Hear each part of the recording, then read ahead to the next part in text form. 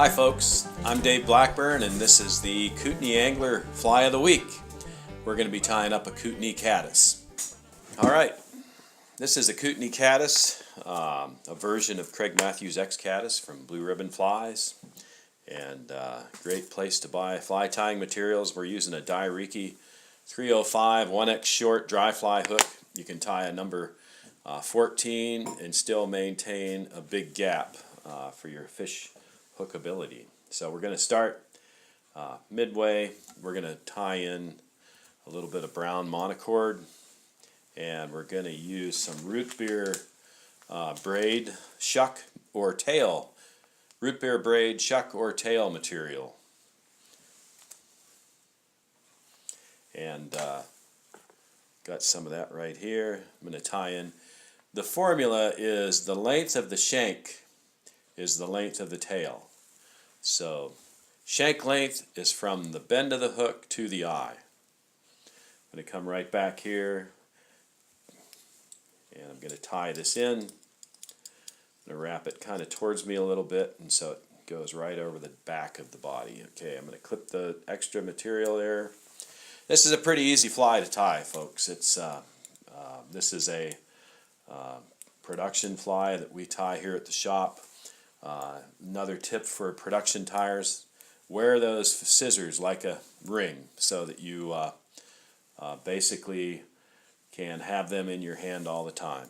And so what we're going to do is we're going to dub the body backwards. Going to use some ice dub.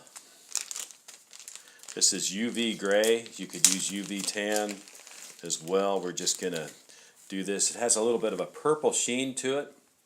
I'm not going to use any wax on this because it dubs very easily.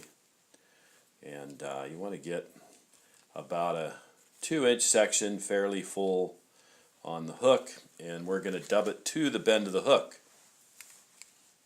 Leave a spot for your head up there. Going to go all the way back. Build up the back a little bit. I'm going to add just a little bit more dubbing to the back because these caddis flies have a bigger back end than the front end. Some of them have little egg sacs, and this is a fly that you can put an egg sac on. We'll probably do that at a later date, do the egg sac. And this is actually a hydrocyte caddis, which is a net spinner. Okay, the important thing with bodies is they should be ribbed to show a segmented approach. And so I'm going to start back here at the back end, and I'm going to rib that body, give it a segmented look. That's important. Fish actually look at that stuff. We have a lot more success on a rib body. So there it is, right there. The wing, we're not going to hackle this fly. We're going to put a wing on it, and the wing is whitetail hair. And if you use locally harvested whitetail, the fish feel much more at home eating them than they do the other whitetails from other part of the country. So anyway, just a little note. It smells a little bit more familiar to them. So here we go. We're going to put this right into a stacker, and we're going to use about the size. I cut this off here. You can kind of see maybe where the scissors have clipped off different ones. It's about the thickness of a paper match is what you want to use. If you use too little, it won't flare. If you use too much, it won't stay on the hook good, and it'll revolve around the hook after you catch a few fish. That's going right into the stacker. And I'm going to pull that out so the wings are all, or the tips of the hair is all even. And they are pretty much there. And here's the trick with hair. And a lot of people have trouble with this, but it's fairly easy. So formula is just past the bend of the hook on the wing. If you look at a caddis fly, turn them upside down, that wing actually extends past the body.